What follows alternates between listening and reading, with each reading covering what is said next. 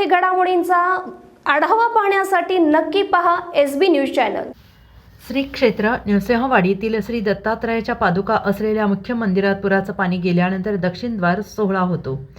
मंदिराच्या उत्तरेकडील दरवाजातून पुराचं पाणी मंदिरात जातं, पादुकांवरून वाहतं, तसेच दक्षिणेकडील दरवाजातून बाहेर पडतं। त्याला दक्षिण द्वार सोहळा असं संबोधलं जातं। नृसिंहवाडी दत्त मंदिरात आज मंगळवार दिनांक 16 जुलै रोजी पहाटे 4:15 श्रींच्या चरण कमलाला स्पर्श करून कृष्णामाई दक्षिण द्वारातून बाहेर पडल्याने चालू मोसमातील पहिला दक्षिण द्वार सोहळा संपन्न झाला। पहाटेपासून दिगंबराच्या जयघोषात शेकडो भाविकांनी दर्शनाचा लाभ घेतला।